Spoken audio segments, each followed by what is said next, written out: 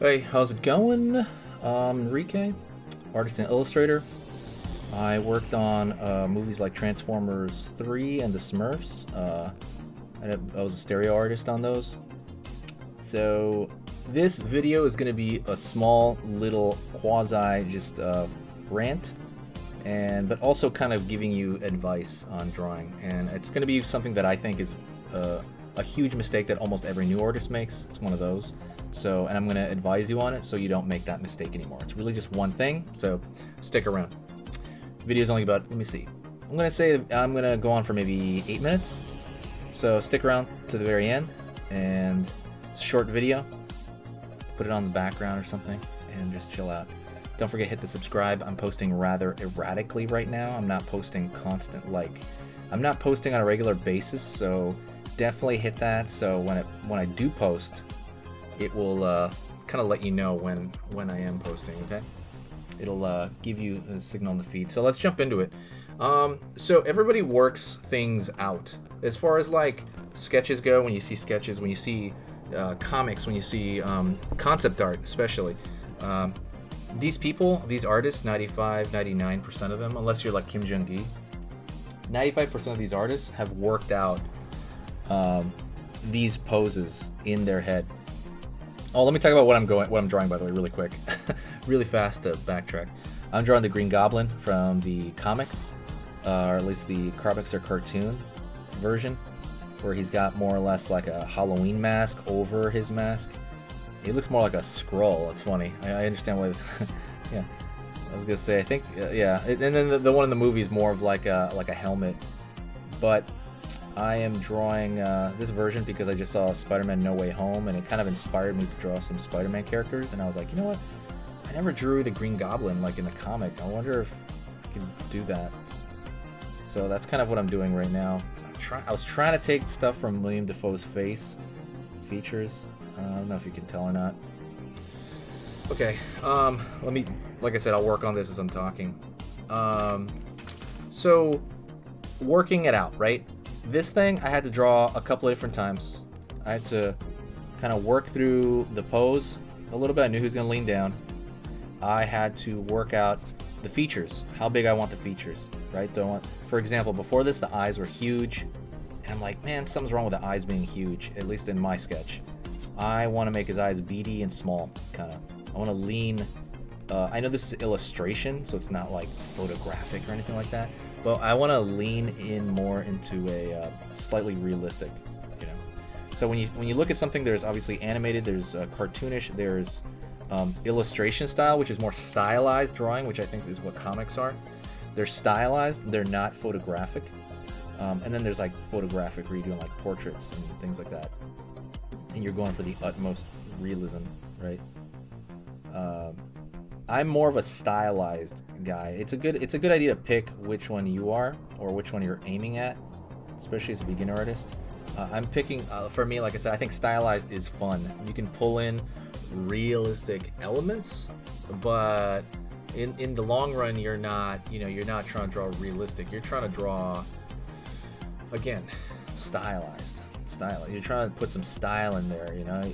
You're not drawing stuff that exists in real life. You're doing fantasy, things of that sort, and I find that to be the most fun. So when I work stuff out, I usually sketch it out on a piece of paper. I do like 3 or 4 different ways, or you can work it out in the sketch, and that's why I did this in pencil first, and now I'm inking it.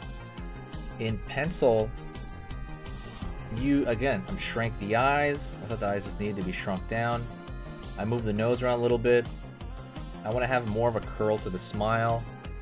These are all things you work out within your idea, like your idea generation.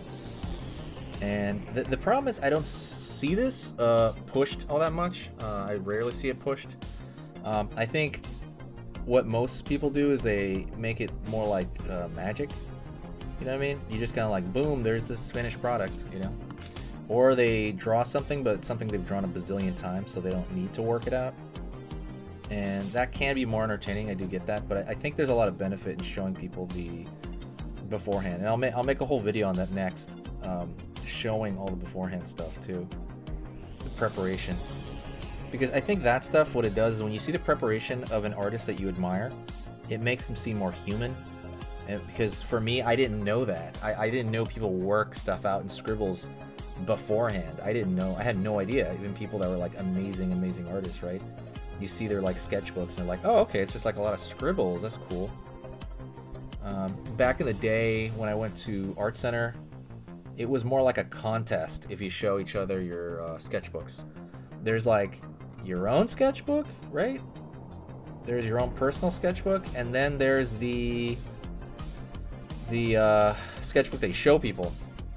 The sketchbook that you have on your own has all this scribbly junk and ideas that you work out, and the one you show people is all like finished sketches, like prettier stuff. One guy would have like paintings in them. I remember like these gouache paintings in his sketchbook, and he was just that kind of person. It was really amazing to look at. But it would be like a duel where you hand each other, like, especially when you're around a bunch of artists, you kind of go, okay, show me your sketchbook. Oh, can I see yours? Okay, cool. And we switch, and then it's almost like a duel. Like one person's like, oh man, you're so much better than I am, you know? Like you get like a little depressed or something, you know, especially the person's like younger. Really, really funny time. Kind of remind me of like the arcade wars when people played in arcades. Kind of like similar, but yeah, it was amazing though. It was an amazing time to be around that. And the cool part about that stuff is I know that's a lot of ego, but that can push you to become a better artist with that competitive edge. But let me wrangle this back, this rant for the last bit here. You have to work ideas out. So don't be caught into this trap of drawing something and just leaving it as is when you start drawing it. So if you draw, like right now this is ink, that's different. I worked it out already. But if you're gonna draw something in pencil, right, like really work it out. I used to think if I draw something, even if it's in pencil, I would draw it in and just leave it. It's set in stone. Like, there's only so much I can change about it. Change everything about it if you want. It's your sketch, right? Completely change what you want about it. So just kind of don't be afraid to do that. That's fun. It sounds crazy, and if anybody else has this problem, I'm telling you now, I didn't change stuff. I would just leave stuff I started doodling, and I would leave it as is for years. I didn't know I could go back and work it out. I wanted to produce more, and by producing more, even if it was junk, you know. But don't do that. Go back and work out your sketches, and you're gonna learn 10 times more when you work stuff out. That's something I didn't know either. You literally work stuff out way more. Like you become a better artist from working out your sketches.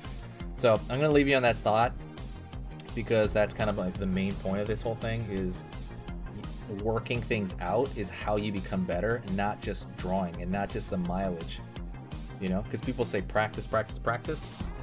They don't mean mindlessly draw something and that's it, right? And put it down. You have to learn from it, and learning from it would be working it out. Okay, I hope you know what I mean by working it out. If not, let me know what you mean. Let me know, like, if you have any questions, because in the next video I'm going to show you how I work stuff out personally and in my own work. All right, talk to you later. I'll see you soon. Don't forget, hit the share button if you know anybody that's, you know, into this whole drawing thing, and also when you press that thumbs up, it lets me know what you like and what you don't like. So absolutely reach out to me. I'm available all the time, and I'll talk to you later, okay? See you soon.